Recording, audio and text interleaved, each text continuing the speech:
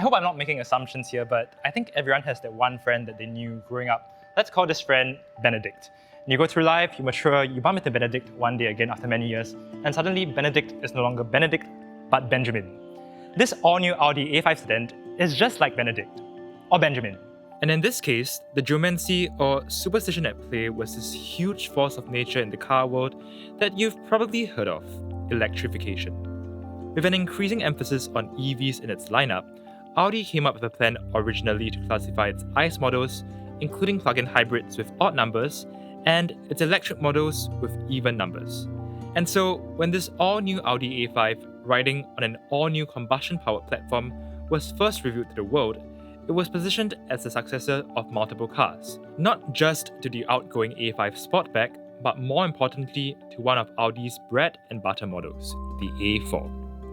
Thankfully, however, Audi's management decided eventually that this odd number versus even number divide wasn't working for them. They scrapped it. Today's episode is made possible by Sgcarmart Smart Loan.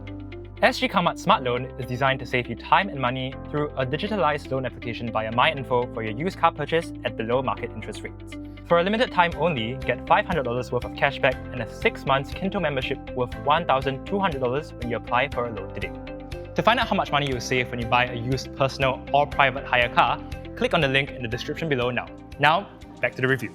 The Audi A5 Sedan is priced from $294,999 to $309,999. The 2-litre, 4-cylinder turbocharged engine produces 201 brake horsepower and 340 Nm of torque. The 7-speed S-tronic transmission brings the car from 0 to 100 km per hour in 7.8 seconds. The Audi A5 Sedan has a claimed fuel consumption figure of 14.5 km per litre. For more details on the Audi A5 Sedan or any other car, head on to sgcarmart.com to help you make the smart choice on your next car. So, we're now back at the point where numbers in the world of Audi refer to size and positioning rather than ICE versus EV. On that note, let's talk about this car's physicality and styling. I actually think that the A5 naming is very faithful to the car that you see beside me because, as mentioned earlier, the A5 Sedan is supposed to succeed not just the A4 Sedan, but also the A5 Sportback and to a certain degree, the A5 Coupe as well. So we get a car that is 67mm longer than the previous A4 Sedan, as well as wider. And also other styling cues on this car help to emphasize its width and muscularity. For example, we get a new grille that is now wider as well as slimmer than before. There are all these sorts of powerful lines on the car. I actually like it in a lighter color, to be honest. You can see that the bonnet has this kind of scoops that give it an extra edge, and to me it reminds me of creme brulee, and I've scooped a bit off the bonnet, and that's kind of what you see over here.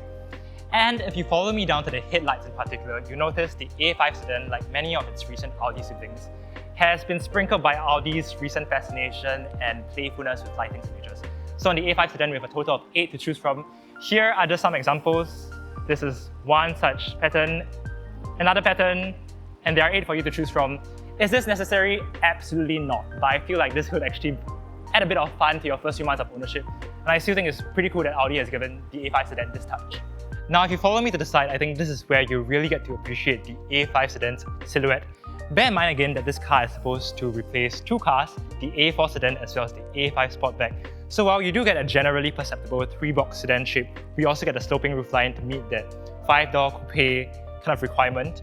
And also extra sleekness is added to the car because of these flushed electronic door handles, which are actually quite nice to use. There's a real sense of heft when you open and close the doors. Worth mentioning is that the A5 Sedan that we have here today is in the base entry-level advanced trim, so we get 18-inch wheels as standard. But if you step up to the Edition 1, you get S-line styling.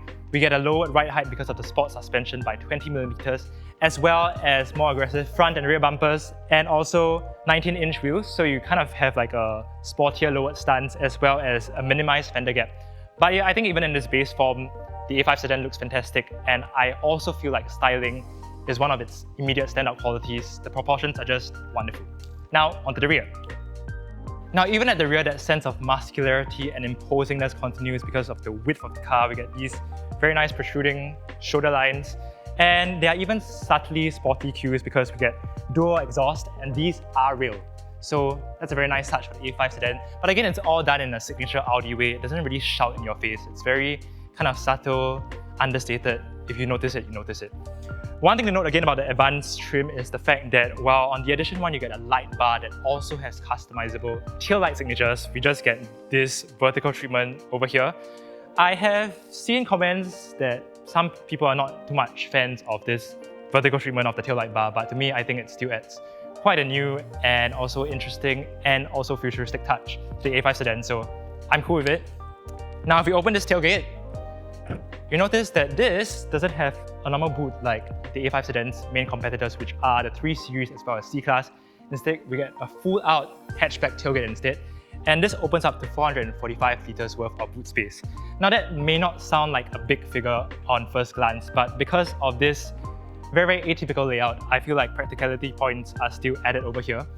And as you can see, this is still of a very good depth. We can fit the auntie trolley lengthwise, no problem, as well as a full-size luggage. I'm just going to remove these now so that I can show you the rest of the boot.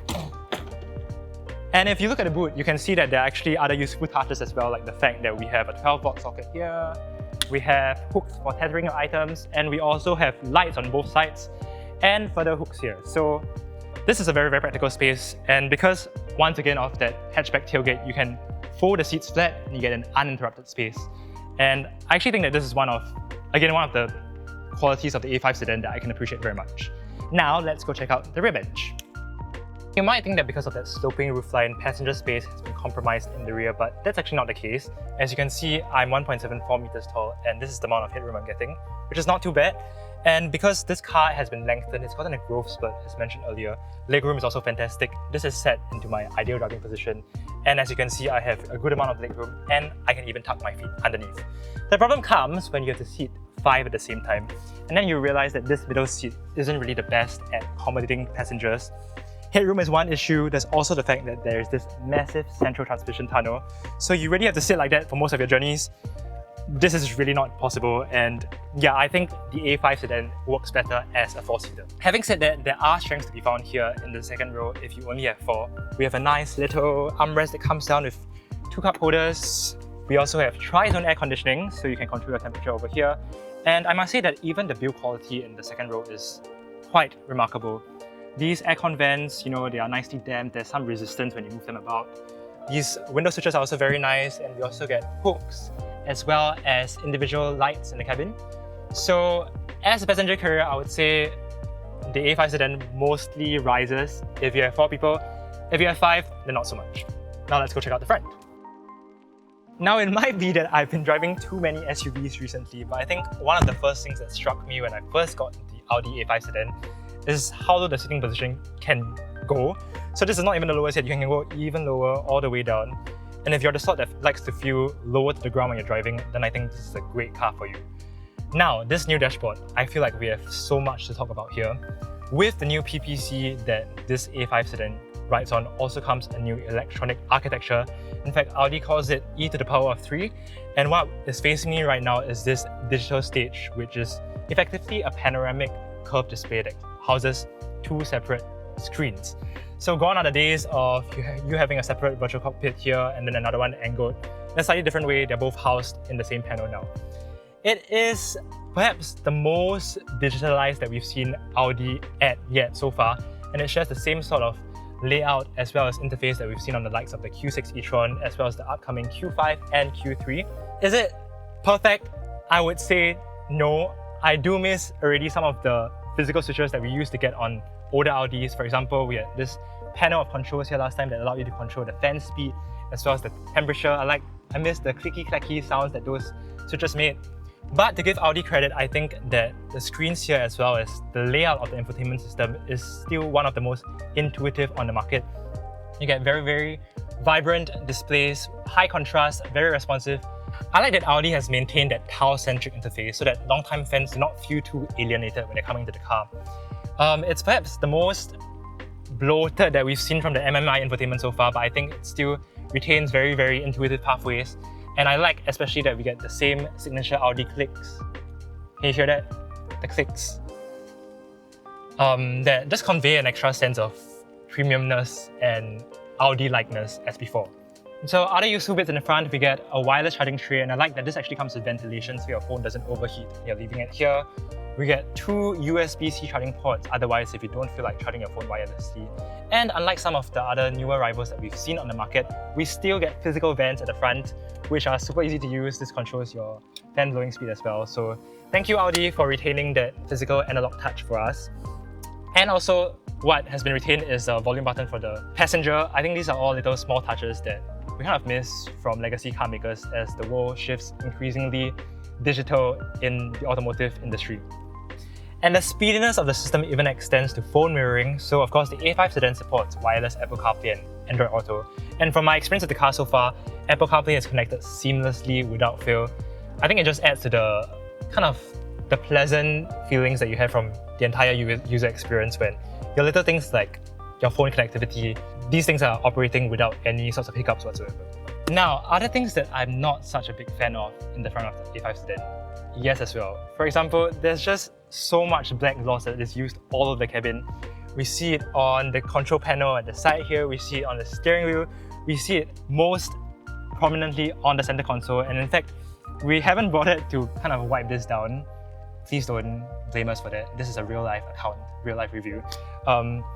Because we want to show you just how quickly this area can become like a fingerprint and dust magnet. And as you can see, because of the reflective surfaces, I can already see those little dust fragments as well as the fingerprints from when I'm operating the gear lever, the different buttons over here. I kind of wish Audi would have gone more with a variety of materials. I like that we have this brushed aluminium on the side and also on the steering wheel. So I would have just hoped for Audi to have mixed things up a little bit so we don't get so much black gloss over here. I also am not such a big fan of this steering wheel design. I think it's very nice to hold, don't get me wrong. When you're driving, this is a very nice size and even the hexagonal shape is quite nice in your hands. But because we don't get the old separate buttons and instead now we get what is effectively a single panel on top that controls everything, these are still physical buttons, so it's not like you're going to be accidentally brushing one function and then accidentally increasing the volume or changing the menus. So that's a good thing, but I kind of still do miss the old buttons of old, and I'm also not that big a fan of the 2D Audi logo here. I miss those protruding silver rings in the past. Having said that, I think what's hard to fault in the front of the cabin is the sense of robustness in the build quality. Everything feels very tightly screwed together and solid, even though it's not perhaps the most eye-catching or dazzling. And I also like the way that Audi does ambient lighting. So we have ambient lighting strips that not just cover the dash and the doors, but also encircle the cup holders. And I like the way that the ambient lighting kind of pours out very gently, unobtrusively onto the door cuts. It's very in line with Audi's image as an understated and gentlemanly car maker. So now that we've spoken so much about the interior and exterior of the car, I think it's time to go drive it.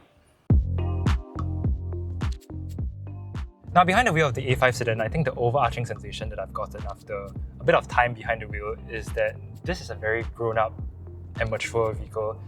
There's a certain je ne sais quoi about it that mid-size or compact executive sedans, and specifically sedans, have, where there's just this sense of composure. And especially from the Audi brand, it's not a car that is extremely exciting or excitable, but one that has very, very good balance, and I feel like this A5 Sedan delivers strongly on that front. Also helping things, now that, if I may mention the digital display, is the fact that the new instrument cluster has this neatened view where I can kind of remove all the excess and just have the digital image of my car. And that adds to the sense of focus and also sense of ease that I get behind the wheel of A5 Sedan. Now, don't get me wrong, this car is not lacking in power, at least on paper.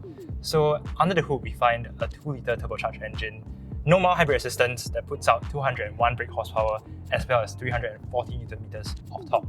And on paper, its 0 to 100 timing is 7.8 seconds. Again, these are not small figures. I know EVs have kind of distorted the way we view power, but for combustion, in the realm of pure combustion power, I think these are very, very healthy figures to have, especially if you consider that key rivals like the 318i as well as the Mercedes-Benz C180 in Singapore both have lower power outputs than the A5 Sedan, and those are the main rivals that this car is targeted at.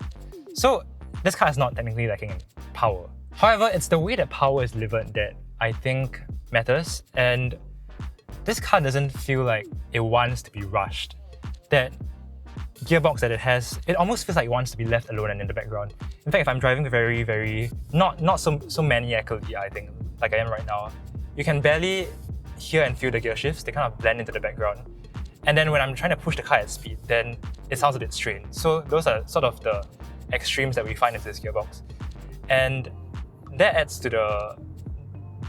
accentuates the A5 Sedan's character of feeling like it doesn't want to be hurried, doesn't want to be hustled along. It's very happy cruising.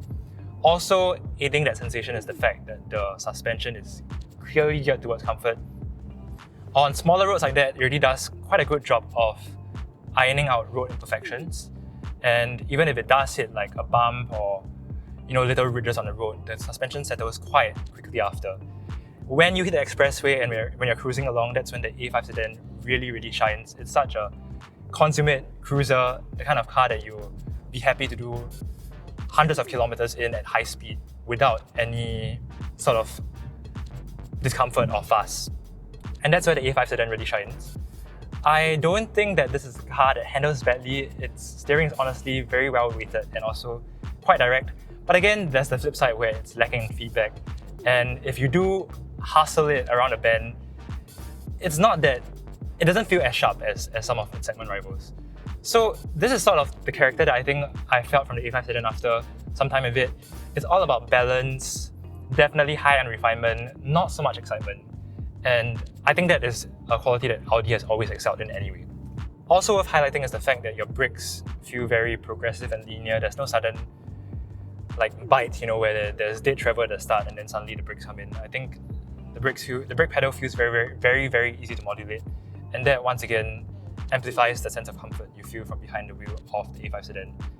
Now when it comes to whether this car is exciting or whether it handles well or is as sharp as some of its competitors, I feel like that's honestly a value judgment that you as the driver have to make. Some people want machines that can spice up the commute from home, and that's fair. Others want a machine that, is just a very inviting and peaceful haven to come back to after a long day. And that's fair as well. And I think if you belong to the latter camp, then you will really enjoy the A5 Sedan. Furthermore, I think Audi has really packed it on in terms of the tech front as well as spec front with the A5 Sedan. As standard, you get quite a full suite of driving assistance features like your driver fatigue monitors, blind spot monitoring, adaptive cruise control, your exit warnings, all as standard. And also, I want to point out something that's perhaps quite charming about this new digital driver's display, which is the fact that not only can it read traffic on the side, and I'm talking lorries, motorcycles specifically, it also has these little arrows that come out when cars are beside you. And if I signal left, for example, now, and there's a car beside me, you'll see that this arrow becomes red. So that acts as an additional blind spot monitor for you. It's not something that shouts at you once again, it's quite in the background, but something that you get used to over time. And I can appreciate these little tech touches that Audi has infused into the A5 Sedan.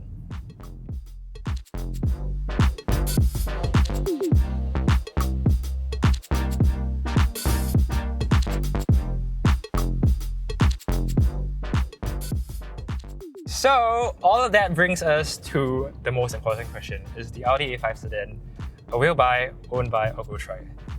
I feel like I'm really going to get a lot of heat for my answer because people in the comments always think, oh, Sgcarmart only says go try. But honestly, the A5 Sedan is a go try for me. Let me explain myself. I feel like the compact executive sedan is perhaps a segment that has been mastered to perfection by the Germans. And it almost feels like no other player on the market has that down. We have electric sedans now, we have competent compact electric SUVs, that is true. But in the combustion realm, I feel like the Germans still have it down. There's just this level of finesse with the way the car feels as a holistic and final product, the way it rides, the kind of security and stability it provides you with from behind the wheel. Let's be clear that a car that is priced at $290,000 in this UAE climate is not chump change. I'll be very honest about that. But if you're looking at key rivals that the A5 has, which again come back to the C-Class and 3 Series, I think that this does have a USP of its own. It is very understated, dare I say elegant. very, very refined, a very, very good long distance cruiser. When I was driving home last night, I thought to myself, well, you know, like maybe the piano black doesn't feel so nice in the day, but with the car's kind of darker interior at night and with the ambient lighting strips, with its refinement at speed, the way it feels so stable when you're on lane 1 of the expressway, this is really a car that I would enjoy driving up north to Malaysia over an SUV. And there's something also about combustion power that I think just thrills petrol heads like us. You definitely have refinement in an EV, but combustion power is just something that has a special allure to us still, even in this day and age. The hesitation that comes stems from the fact that I'm not entirely a fan of some of the design touches that Audi has, especially with the interior. And of course, I don't feel like anyone is providing features as generously as the Chinese are nowadays. So I think that's where my hesitation comes in. Also, if you're looking for a car that can really blow the socks off you every time you drive it, then the A5 Sedan might not be for you. However, I feel like this car has genuine appeal and has genuine strength for those who want a premium feeling product. For those who are still drawn to the idea of a compact executive sedan that is a consummate all-rounder. And I feel like this is why the A5 Sedan has a definite level of appeal for me, and that's why it's a go try.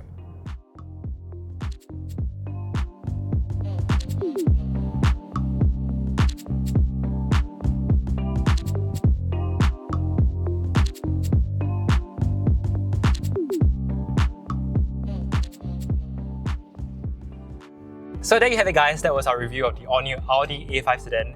What are your thoughts on this car? Is this something you would have over the 3 Series as well as the C-Class? Let us know in the comments. And if you've liked this video, don't forget to hit the like, share and subscribe buttons, as well as follow us on TikTok at Sgcarmart for more of the fun stuff. For now, that's all from us. We'll see you in the next one. Bye! A pudding or